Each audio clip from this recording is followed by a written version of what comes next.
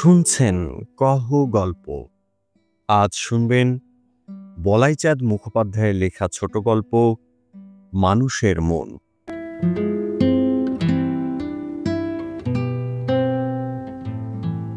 নরেশ ও পরেশ দুইজনে সহোদর ভাই, কিন্তু এক বৃন্তে দুটি ফুল, এ উপমা ইহাদের সম্বন্ধে খাটে না। আকৃতি ও প্রকৃতি উভয় দিক দিয়েই ইহাদের মিলের অপেক্ষা অমিলই বেশি। নরেশের চেহারার মোটামুটি বর্ণনাটা এইরূপ: শ্যামবর্ণ, দীর্ঘ দেহ, খোঁচা খোঁচা চিরুনি, সম্পর্ক বিরহিত চুল, গোলাকার মুখ এবং সেই মুখে একজোড়া বুদ্ধিদীপ্ত চক্ষু, একজোড়া নেউলের লেজের মতো পুষ্ট গোঁফ এবং একটি সূক্ষ্মাগ্র সুচঞ্চু নাসা।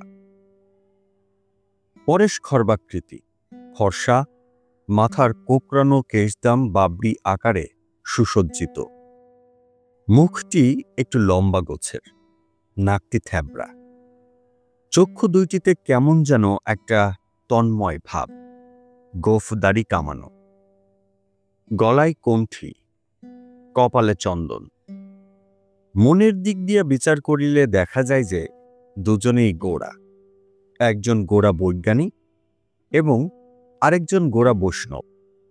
অত্যন্ত নিষ্ঠা সহকারে নরেশ জ্ঞানমার্গ এবং পরেশ ভক্তিমার্গ অবলম্বন করিয়াছেন। যখন নরেশের কম্বাইন্ড হ্যান্ড চাকর নরেশের জন্য ফাউল কাটলেট বানাইতে ব্যস্ত এবং নরেশ থিওরি অফ রিলেটিভিটি লইয়া উন্মত্ত, তখন সেই একই বাড়িতে পরেশ সপাক নিরামিষ আহার করিয়া যোগ বাশিষ্ঠ রামায়ণে মগ্ন।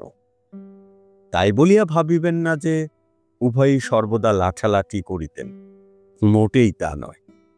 ইহাদের কলহ মোটেই নাই। তাহার সুস্পষ্ট কারণ বোধ হয় এই যে অর্থের দিক দিয়া কেহ কাহারও মুখাপেক্ষী নন। উভয়ই এমএ পাস, নরেশ কেমিস্ট্রিতে এবং পরেশ সংস্কৃতে। উভয়ই কলেজের প্রফেসরি করিয়া মোটা বেতন পান।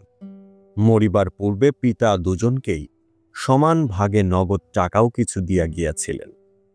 যে বাড়িতে ইহারা বাস করিতেছেন ইহাও পৈতৃক সম্পত্তি। বাড়িটি বেশ বড়, এত বড় যে ইহাতে দুই তিনটি পরিবার পুত্র পুত্রাদি লইয়া বেশ স্বচ্ছন্দে বাস করিতে পারে। কিন্তু নরেশ এবং পরেশের মনে পৃথিবীর অনিত্যতা সম্বন্ধে এমন একটা উপলব্ধি আসিল যে কেহই আর বিবাহ করিলেন না। পরেশ ভাবিলেন, তা তব কান্তা, ইহাই সত্য। রিলেটিভিটির ছাত্র নরেশ ভাবিতে লাগিলেন, নির্মলা সত্যিই কি মরিয়াছে? আমি দেখিতে পাইতেছি না, এইমাত্র। সুতরাং নরেশ এবং পরেশ সহোদর হওয়া সত্ত্বেও ভিন্ন প্রকৃতির এবং ভিন্ন প্রকৃতির হওয়া সত্ত্বেও একই বাড়িতে শান্তিতে বাস করেন।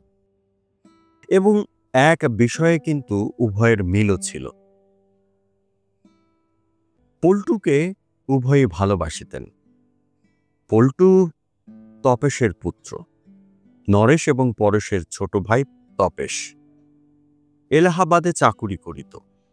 হঠাৎ একদিন কলেরা হইয়া তপেশ এবং তপেশের পত্নী মনোরমা মারা গেল। টেলিগ্রামে আহত নরেশ এবং পরেশ গিয়া তাহাদের শেষ কথাগুলি মাত্র শুনিবার অবসর পাইলেন। তাহার মর্ম এই: আমরা চললাম, পল্টুকে তোমরা দেখো। পল্টুকে লইয়া নরেশ এবং পরেশ কলিকাতা ফিরিয়া আসিলেন। তপেশের অংশে পৈতৃক কিছু টাকা ছিল। নরেশ তাহার অর্ধাংশ পরেশের সন্তোষার্থে রামকৃষ্ণ মিশনে দিবার প্রস্তাব করিবা মাত্রই পরেশ বলিলেন, বাকি অর্ধেকটা তাহলে বিজ্ঞানের উন্নতিকল্পে খরচ হোক। তাহাই হইল। পল্টুর ভবিষ্যৎ সম্বন্ধে তাহারা ভাবিলেন যে তাহারা নিজেরা যখন কেহই সংসারী নহেন, তখন পল্টুর আর ভাবনা কি।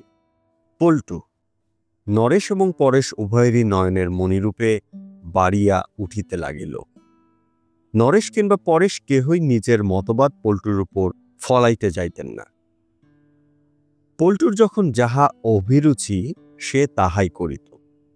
নরেশের সঙ্গে আহার করিতে করিতে যখন তাহার মুরগি সম্বন্ধে মোহ কাটিয়া আসিত, তখন সে পরেশের হবিষান্নের দিকে কিছুদিন ঝুঁকিত।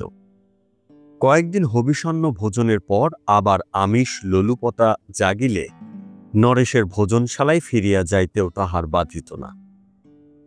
নরেশ এবং পরেশ উভয়ই তাহাকে কোনো নির্দিষ্ট বাঁধনে বাঁধিতে চাহিতেন না, যদিও কিছুদিন মনে মনে আশা করিতেন যে বড় হইয়া পল্টু তাহার আদর্শকেই বরণ করিবে।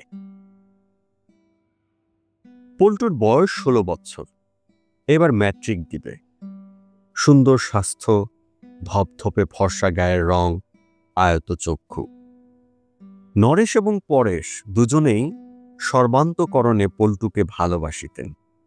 এ বিষয়ে উভয়ের কিছুমাত্র অমিল ছিল না। এই পল্টু একদিন অসুখে পড়িল। নরেশ এবং পরেশ চিন্তিত হইলেন। নরেশ বৈজ্ঞানিক মানুষ, তিনি স্বভাবতই একজন অ্যালোপ্যাথিক ডাক্তার লইয়া আসিলেন। পরেশ প্রথমটায় কিছু আপত্তি করেন নাই, কিন্তু যখন উপর্যুপরি 7 দিন কাটিয়া গেল, জ্বর ছাড়িল না, তখন তিনি আর স্থির থাকিতে পারিলেন না। নরেশকে বলিলেন, আমার মনে হয় একজন ভালো কবিরাজ ডেকে দেখালে কেমন হতো। বেশ, দেখাও। কবিরাজ আসিলেন, 7 দিন চিকিৎসা করিলেন, জ্বর কমিল না, বরং বাড়িল। পল্টু প্রলাপ বকিতে লাগিল।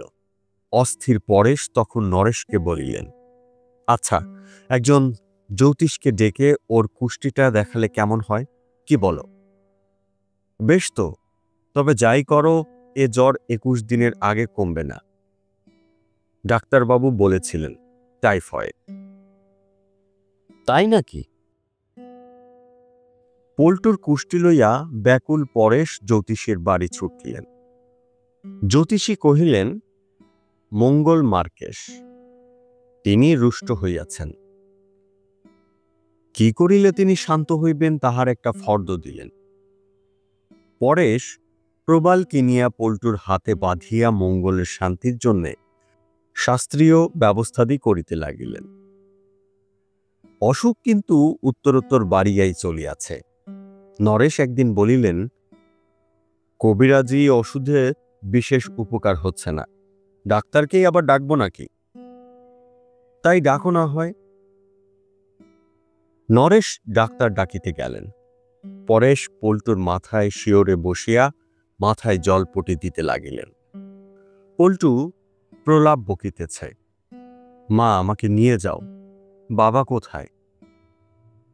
আতঙ্কে পরেশের বুকটা কাঁপিয়া উঠিল। হঠাৎ মনে হইল, তারকেশ্বরে গিয়া ধর্ণা দিলে শুনিয়াছি দৈব ঔষধ পাওয়া যায়। ঠিক। নরেশ ফিরিয়া আসিতেই পরেশ বলিলেন, আমি একবার তারকেশ্বর চললাম, ফিরতে 2-1 দিন দেরি হবে। হঠাৎ তারকেশ্বর কেন? বাবার কাছে ধর্ণা দেব। নরেশ কিছু বলিলেন না। ব্যস্ত সমস্ত পরেশ বাহির হইয়া গেলেন। ডাক্তার পরীক্ষা করিয়া বলিলেন, বড় খারাপ টান নিয়েছে। ডাক্তারি চিকিৎসা চলিতে লাগিল। দিন 2 পরে পরেশ ফিরিলেন। হস্তে একটি মাটির ভার। উল্লাসিত হইয়া তিনি বলিলেন, বাবার স্বপ্নাদেশ পেলাম। তিনি বলিলেন যে রোগীকে যেন ইনজেকশন দেওয়া না হয়, আর বলবেন এই চরণামৃত রোজ একবার করে খাইয়ে দিতে, তাহলেই সেরে যাবে।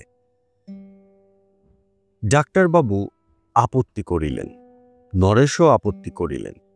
টাইফয়েড রোগীকে মূল বেলপাতা পচা জল কিছুতেই খাওয়ানো চলিতে পারে না।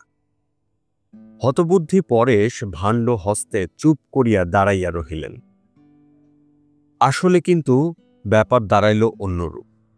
পরেশের অগোচরে পল্টুকে ডাক্তারবাবু যথাবিধি ইনজেকশন দিতে লাগিলেন এবং ইহাদের অগোচরে পরেশ লুকাইয়া পল্টুকে প্রত্যহ একটু চরণামৃত পান করাইতে লাগিলেন।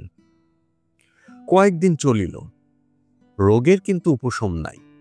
গভীর রাত্রি হঠাৎ নরেশ পাশের ঘরে গিয়া পরেশকে জাগাইলেন। ডাক্তারবাবুকে একবার খবর দেওয়া দরকার, পল্টু কেমন যেন করছে। হ্যাঁ, বলো কি?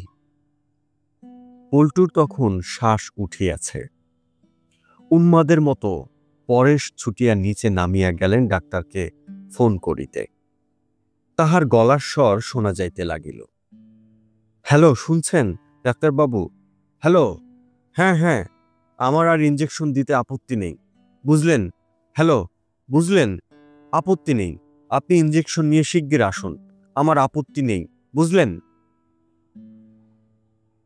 এদিকে নরেশ পাগলের মতো চরণামৃতের ভারটা পাড়িয়া চামচে করিয়া খানিকটা চরণামৃত লইয়া পল্টুকে সাধ্য সাধনা করিতেছেন। পল্টু, খাও, খাও তো বাবা, একবার খেয়ে নাও একটু। তাহার হাত থরথর করিয়া কাঁপিতেছে। চরণামৃত কষ বাহিয়া পড়িয়া গেল।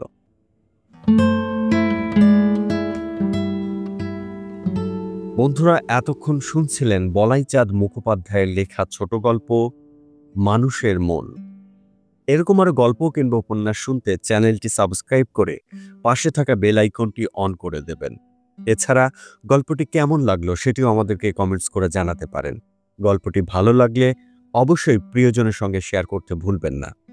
এছাড়া আপনাদের পছন্দের কোনো গল্প কিংবা উপন্যাস শুনতে চাইলে আমাদেরকে কমেন্টসে জানাতে পারেন। অন্য কোনো গল্প কিংবা উপন্যাস নিয়ে আবারও আপনাদের সঙ্গে দেখা হবে। সেই পর্যন্ত আপনারা সবাই ভালো থাকবেন, সুস্থ থাকবেন। মোস্ট ইম্পর্ট্যান্টলি, কহ গল্পের সঙ্গেই থাকবেন।